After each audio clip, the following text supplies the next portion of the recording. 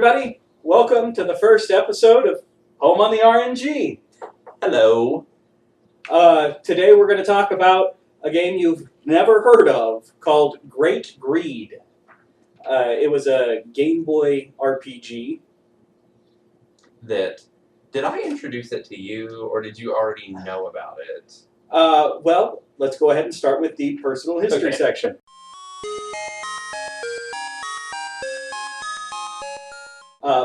Russ, why don't you go ahead and start us off? Okay, well, my personal history with this game, like most JRPGs, is that I found it at some local game store when I was a kid. I still have the original cart. I wanted to bring it today, but I didn't, so maybe in a future video I will kind of do a little follow-up, because I actually have this game, and it's the original one that I got back in the 1990s when it came out. So I played it back then. I didn't beat it when I was a kid. I did not finish a lot of the games that I started when I was a kid, but I did play it and owned it, and eventually beat it later. It's amazing that you actually have a cart, because I've tried over the past couple of years to get a... Nobody's heard of this thing. I go to a Game Over Video Games here in Austin, has a great selection of used video games, and they've got a computer system that keeps track of who has what at what store. They've never heard of this. They ain't got a copy of it. I didn't own it. But I have. I know. It's I never owned it. My best friend growing up, Rennie, had it for his Game Boy, and so I played it a little bit whenever I was over at his place. But I never had it to play for myself, and I was always curious, like, what is the rest of that game? Because I only remember bits and pieces of it, and the bits and pieces I remembered were pretty weird. It is weird. And I never had a copy for myself, and you can't find it. Yeah. Nobody remembers this game, and so when I mentioned to Russ I wanted to do this series where we talk about games, and I said, "Did you ever hear about Great Greed?" And he went, "Yes, I have it." Yeah. It blew my mind. And knowing how rare it is, I kind of wish that it was worth millions of dollars, but No, probably it's not. probably worth $2 because nobody And it believes it's works. real. I think that's the other thing I'm proud of, is it works. I still have a working original Game Boy, and that cart still works. So, before we move on, anything else? Any fun Great Greed stories about your life? No, it wasn't amazingly memorable. I only know that I played it and didn't finish it until I was later, when I was an adult. But that's it. Well, and I guess it's time to get into the nuts and bolts, Yeah. the story and characters.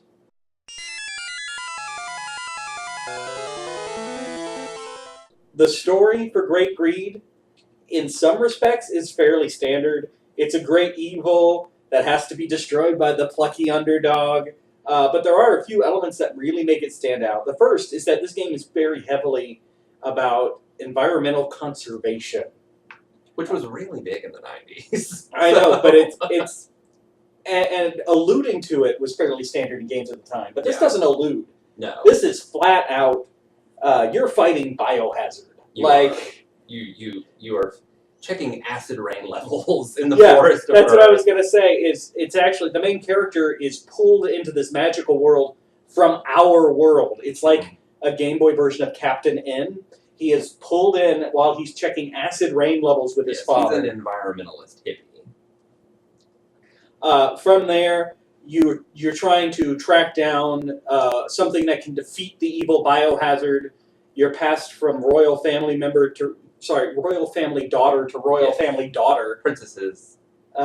Passed from princess to princess as you travel the realm, finding what can hurt biohazard. Okay, now we can go lay the smack down on him. I have a couple other notes. Calorie the dog bites it pretty early on. Yeah, I didn't like that. I don't like anything where a dog dies. I don't like anything where a pet dies. The dog's collar becomes a crucial key item of the game. You wear it around your wrist, but in order to you're basically walking around wearing a dead dog's collar on your wrist the entire game. That seems pretty standard for a JRPG. And before I get into my next note, which veers a little bit off of the story, why don't you go ahead and talk about the characters? Yeah, the characters are definitely where the game kind of starts to get weird. They're all named after various foods. All of the princesses follow a like candy and dessert motif. One of the girls actually is named Candy. Got gumdrop. Yes, there's also a gumdrop, a cupcake, a truffle, and a citrus. And another unrelated girl. She's not a princess, so I think she got the short end of the stick. But Lollipop is another girl that follows you briefly. Well, and it's not just the princesses that get the name. Oh no, All of the the enemies. characters. All yes. the enemies are named after food. And The Great even Wizard, Microwave. Microwave. Yes, I like Cabbage Head from the first town. And the enemies look like food as well. A lot of them do. I have a feeling the ones that don't are just Japanese food. Like, Probably. I don't recognize that as food. Like that first enemy is like a little cube of tofu. Yeah. And then some of them are like hot dogs and things like that. So everything is about food, and all of the locations are also named after food. There's the land of sushi, and the land of spaghetti, and the land of escargot. And one thing about the way the story structure works is you go to each one of these little kingdoms, but it's self-contained. You can never go back to where you were. Yes. So it's like each game has a chapter. In that chapter, you're in this little realm. It has one town, one dungeon, one whatever. And There then are when lots you, of points of no return. yeah, every time you move on to the next little kingdom, you can't go back to any previous ones. And I'm making it sound like a bad thing, but I don't know. It's I just just think it was a bad thing. no. It's interesting to have self-contained story elements. It's almost like if it wasn't so short in a Game Boy game, it's almost like Telltale Adventures, where Yes, it's chapters. Very much. It's very chapter oriented. Yeah, it's a serial game, And it never bothered me. I never felt like I was missing anything and by each, having to move forward. and not being able to go back. Right. Each city also has unique mechanics. Yes. In the first city, you have to take part in a political process. Mhm. There's an evil politician, and you have to sway people over. There's a city where you change the laws of the town. That was my favorite one. That was my specific memory was being really confused as a kid Because about you what can- to do there. You can make it illegal to go into the item store, and if you try to go into the item store, the police come and demand money from you for going into the item store. Yeah. There's a mountain where you can't attack anybody, or you have to start the mountain over again. So you get all these random encounters, but you're not allowed to attack, which is, I don't think I've ever had an RPG, Right. except for that one boss fight in Final Fantasy IV, where don't attack. I actually had to do a little refresher course. I may have had to look it up about how to even run away from a battle because I was, trying to fight every battle that I could, and then all of a sudden you're not supposed to. One town where you have to turn an Amazon warrior into a beauty queen for weapon prizes. Favorite part of the game. Citrus, right? Citrus. Yep. And then there's a town where if you linger too long outside, toxic fog will come and kill you. So they really, each little episode is self-contained, but they really mixed up the mechanics and tried something new. They tried, and I really think that's the story of Great Greed overall. They tried something different. It really is. It was this was a game that had a lot of ambitious ideas and I think was only a victim of the hardware limitations Very of much the so. time. So, story and characters. Do you have anything else? Just the character. I loved the characters. I loved this is as someone who's played so many JRPGs, and especially the kind of JRPGs that we get today. I loved the princesses that you team up with in every country. Yeah, and I should point out, so the princesses join your party. You don't have an actual party. It's just you. Yeah. But you get followers, sort of. You get a follower at a time, and each follower has a unique thing that she can do to help you out in battle. They assist you In different ways. One of them heals you. Mhm. Citrus attacks, although her attacks are pretty weak. Microwave will throw spells. Each one has their own unique way that they try to assist you in combat. You have no control over them, Yes. but their little face shows up on the menu screen. And I like the flavor text. They added a little feature where they can explain what's going on if you have forgotten a part of the plot or something, and they give a little blurb, and it changes Yeah. a lot. I mean, they have a lot of things to say, Which is a good thing to As they do in a come. portable game, because you're going to put it down, you're going to step Right. away. It's and good. especially for the era that Yeah, the game came out in. This I is just think very it was early a- on. This is very early, and I think it was a fun little flavor. Yeah, it's pretty interesting that this early on they went, okay, how are they going to know what they're trying to do, what their next quest is, even though there's not a quest log or anything. Right. All right. So who was your favorite girl? Honestly, they didn't have a lot of personality for me. Like, you didn't spend enough time with any of them to get to know them as people. See, I guess I read into it because I thought they all had so much personality. And here I was going, they're all interchangeable. Like, I can't really tell one from another. Citrus. I'll just tell you this. Citrus all the way. I can see that. She's a warrior woman. She attacks you upon your first meeting, and then she wins a beauty pageant. And who doesn't like a beauty queen warrior? What else can you ask for? All right, so next up we have combat system.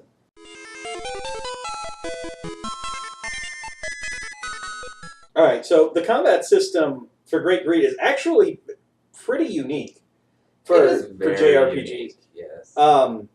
So all the different spells are assigned to different directions on the control pad. Down is for healing, but then you can assign 3 other spells, left, right, and up. Attack is A, I think B is block, and then select is run away, something like that. I had to look it up, but I think so. And so you hit whatever action you want to take in the combat, and then you and the enemy go at the same time. Yes.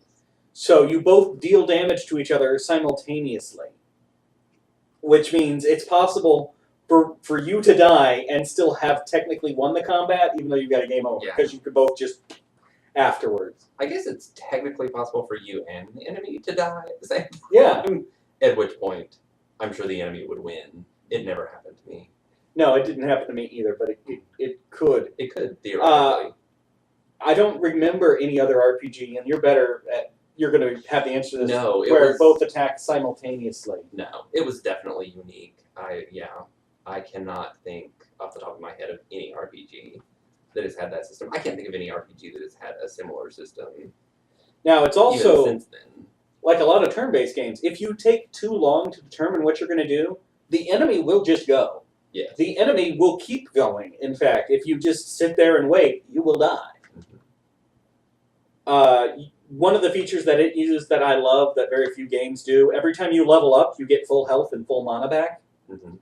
I like that in a JRPG. It's a little, not only did my stats go up a bit, but you get a little reward. It's super useful, like when you're in a dungeon or whatever. Yes, you can strategize the game with that. If you know you're fixing to level up, then you can use that as instant healing. And then we already talked about it's a party of one. Yes. But the supporter, the follower, usually one of the princesses, provides support in other ways, minor stat boosts. Right. But yeah, it really is a very interesting combat system. I'm kind of impressed. Overall, I'm impressed with all the things this game attempts to do. Right, exactly. So you liked the combat system? I don't think that I don't want to say that I want every game to have that kind of combat system, but I don't have any problems with it. Like, I'm glad they did it. Yeah, it was works. interesting. I did not like it, just for the record. I did not like the combat Okay. at all. But it is interesting and unique. Yeah. So why didn't you like it? Probably just boring. I mean, as many JRPGs as I've played, there's not a lot of strategy involved. Yeah, I didn't feel like spells. Yeah, I didn't feel like the spells really did anything outside of the healing and like some buffing spells. I didn't feel like the elemental spells. And there were several spells in there that I had no idea what they did. Yes, yeah. Mm-hmm. Like, why am I going to equip Clarify as a spell? I don't know what that does. I've got Fire 3. I'm fine. But at the same time, Fire 3 doesn't do any additional damage against certain types of monsters, which is what, even in the day, you expected. Elemental from a weaknesses. JRPG. Exactly. So I was not a fan, but it is unique. You know, it gets some points just for being so different. Yeah, I kind of want to give any JRPG points that doesn't follow Final Fantasy or Dragon Warrior in terms of combat. Anything that varies from that, like, hey, you tried. Yeah. So next we'll move on to innovations.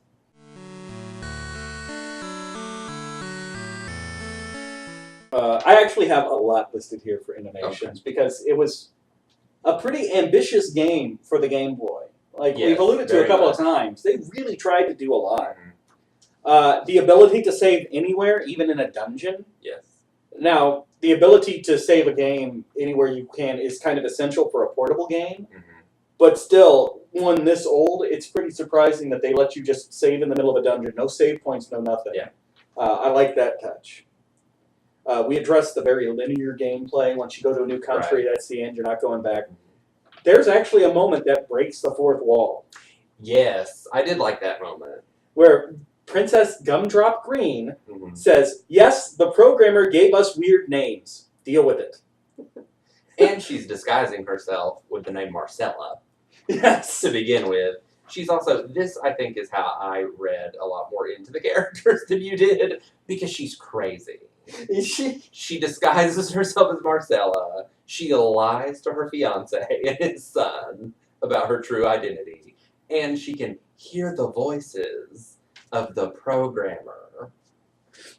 Okay. So just think about that for a minute. I'm always a fan of meta humor. You give me a fourth wall breaking joke, and I'm pretty much on board. Trash items. Yeah. There are items that are literally trash you will find in some treasure chests. You can't drop them because No. the game says that would be littering, and it actually costs you 1,000 gold to get rid of it, to sell it to somebody, instead of you getting... So basically, it's like, since you have a limited inventory, they're almost booby-trapped chests. Because, oh, I got trash. That's a slot I was going to use for something useful, and now I can't. And it costs 1,000 gold to get rid of it. That really... I tried to play the game blind using only the knowledge that I remembered from when I was a kid, and there's like a room of trash at one point in the game, and I reset. Yeah, I'm not saying I like it, but it is definitely something I haven't seen before. Yes, definitely. It's irritating as all get out, because you're in it. I'm one of those guys who likes to open every chest and explore every nook and cranny, except now I know certain chests are going to do nothing but hurt me. And so now every time I see a chest, I'm like, I don't know if it's worth it. There's actually an autosave system in this. Mm-hmm. This may be the earliest autosave I've ever seen in my life. Yeah.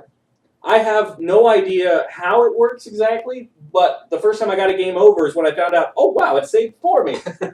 Like, it seems to just save every couple of minutes automatically for you.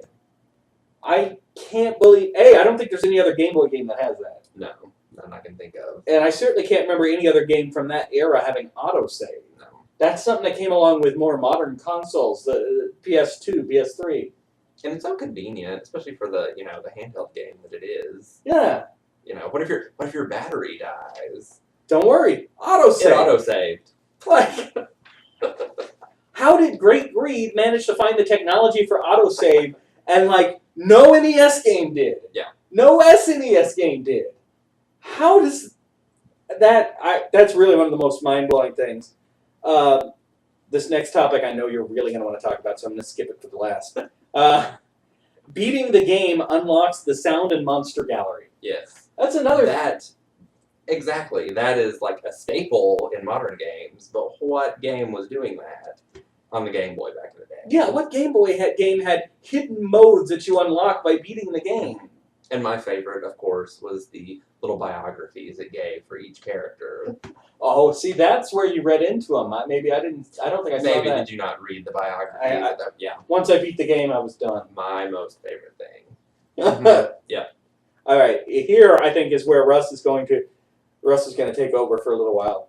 There's actually multiple endings. There to are this multiple game. endings. Because at the end of the game, after you've saved the kingdom, the king lines up all his daughters, his bodyguard is there, the old lady wizard Magcrowave is there, his wife is there, the queen, and he says, you can marry any one of my daughters that you want. Except it's not limited to his daughters. No. You can marry the bodyguard. Yes. Lunchbox. You can marry the queen. Yes. You can marry the king. The king. You can marry the old lady.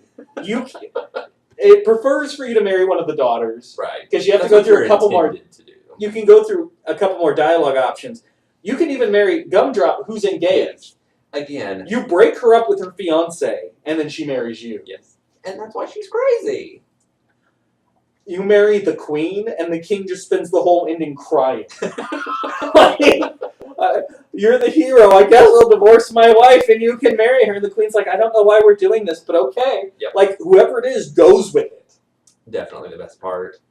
This is why I think this game needs a 3DS remake with an actual dating sim aspect. Okay. That is the first thing I thought when I reached the end. But that's your opinion on any game. Like, it needs a dating sim. Dead Rising, it'd be great, but could we have a dating sim with the zombies? Yeah. Like, I like a dating sim aspect in my game. Borderlands, could I date the guns? Yes. Like, I want the guns to have different personalities. So who did you marry? I think I went with Citrus, actually. Yeah. See, that's what I'm telling you. But, Citrus like, is the best. There's even, like, the 11-year-old girl. Yes. And the king's like, okay, fine. You can wait 6 years and marry Yeah. her. And I'm glad that it threw that in. You can choose not to marry anybody. Right. And then at the end, you just end up with your dad. I'm saying multiple endings, but it's all of 2 minutes of gameplay, maybe. But that's You get just- a conversation with whoever you married, and then you get teleported back to the real world. Then at the end of the credits, you see yourself standing next to who you married. If you But married still, nobody, it's you were dad. It's a great little touch for a game of its time. And it's an amazing touch when you consider that okay, you want to marry a dude, go ahead. It's Yeah. not like they didn't limit it. They had to program that in. Right. Somebody had to sit down and go, what if they want to marry Lunchbox? What if they want to marry the king? The king is very confused if you pick him, too. He's like, I don't know why you're picking me, but okay, I guess we're married now? If this is what you think is smart, okay. Very ahead of its time. The king is very shocked. Yeah. Yeah. That's amazingly progressive. Like that and the auto-save system. Like, where the hell did this game come from?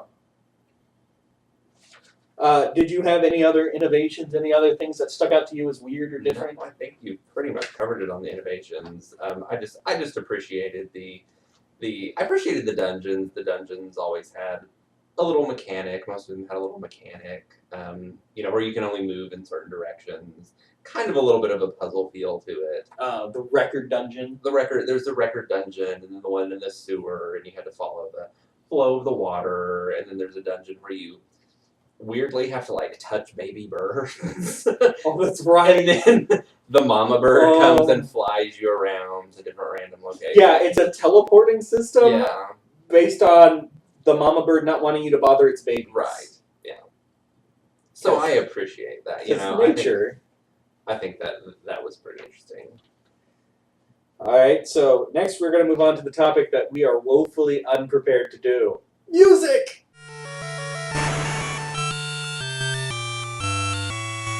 So, I thought the music was decent for a Game Boy game. Yeah, I really enjoyed the music. I felt like the thing that I liked the most about it, the thing that caught my attention first, was there are actually multiple battle themes for just the random encounters.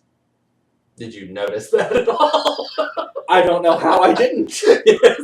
This is how little attention I pay to music. Right, yeah. You pay no attention to music. I really don't. I don't know anything about music, but I do pay attention to music in games, and I did appreciate that. I felt like it had a decently large soundtrack for a game of its time, especially, considering that random battles had different themes for different monsters. What I thought was interesting, the opening theme, when you first turn the game on, goes on for like 2 or 3 minutes before it loops. And you're talking about a song where 99% of the players are going to hear 3 seconds of it. Yeah. Because who sits and watches the opening title screen of a Game Boy game? No, you turn on the game, you start playing.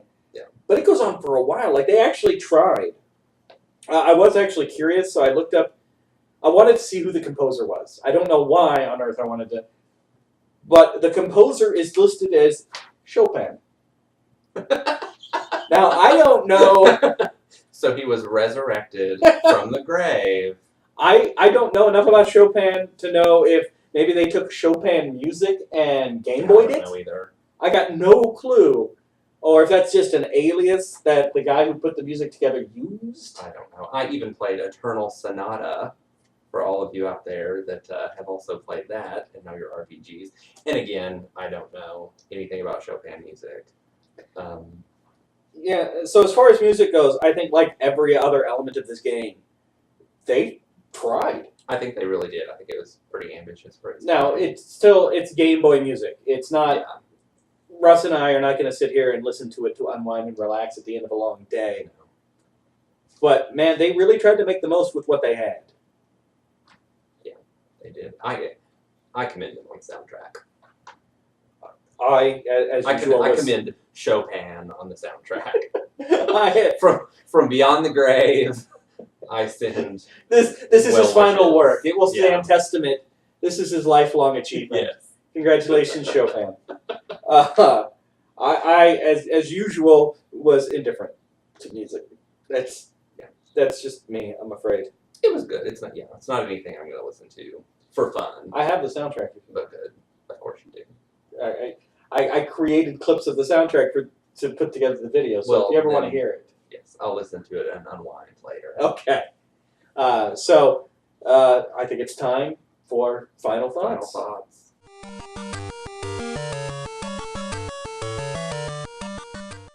So I've got two more things on here that we didn't address earlier. First of all, I felt like it had a really high random encounter rate.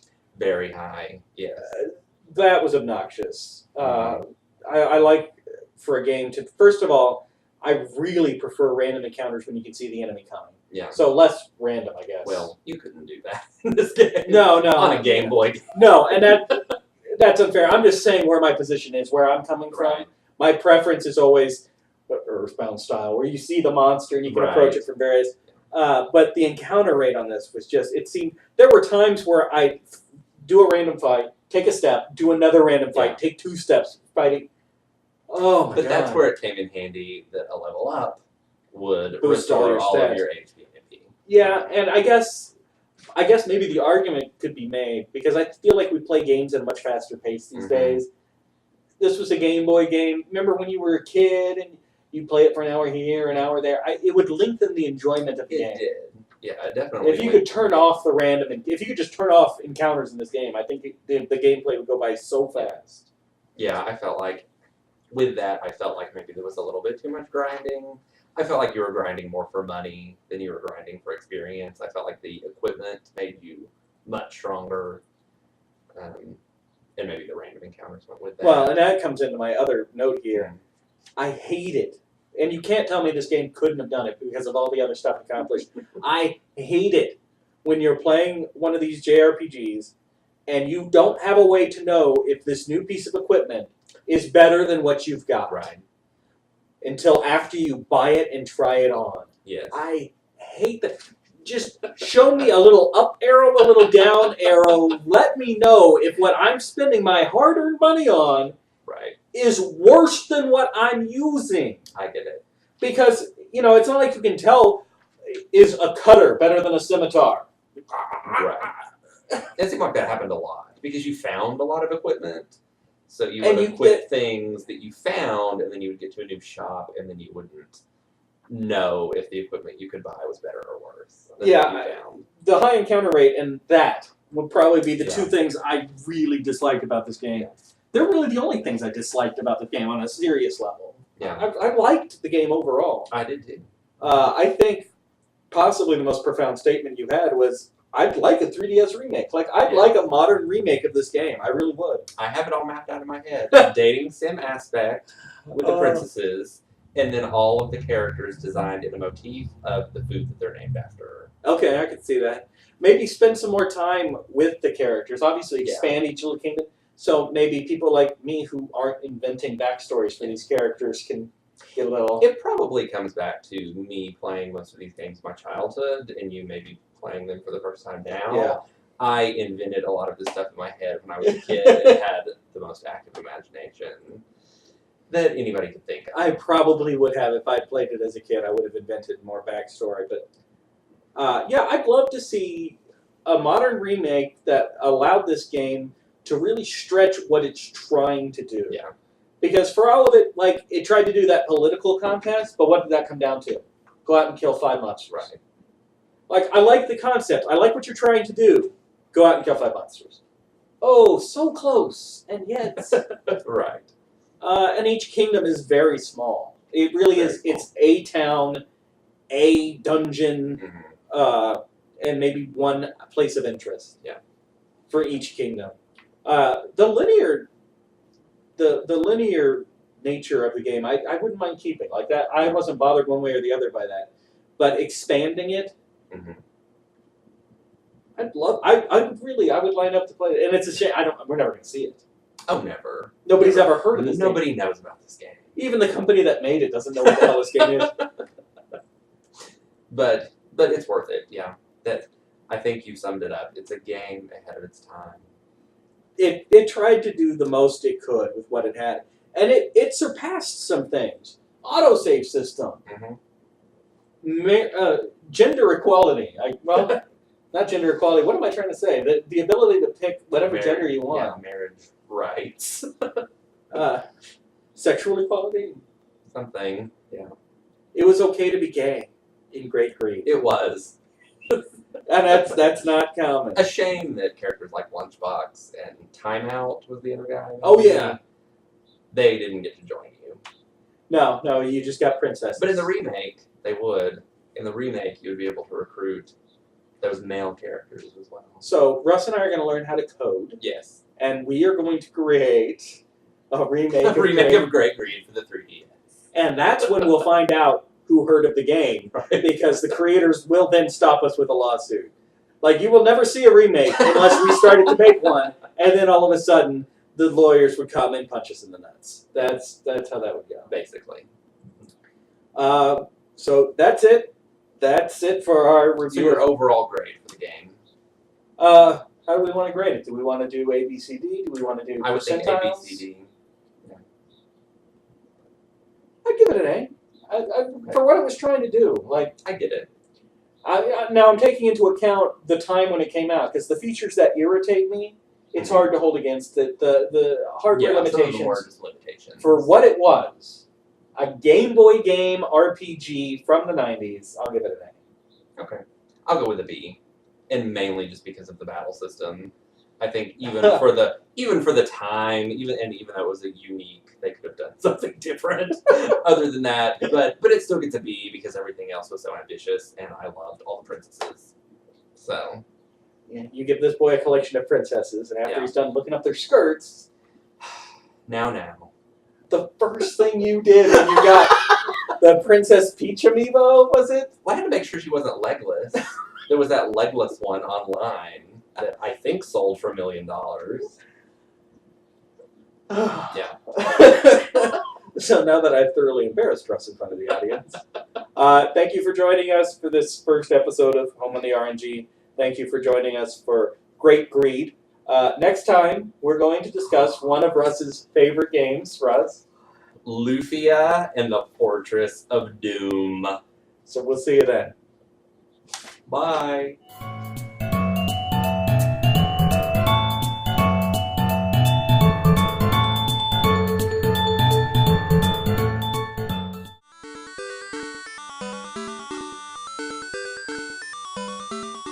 Hi, I'm Luke Bryan, 2-time CMA Entertainer of the Year. If I ever learn how to read, I'm going to read The Great Platypus Caper by Jeff Hillary, because I believe in supporting fine literature. I'm Luke Bryan. Hi.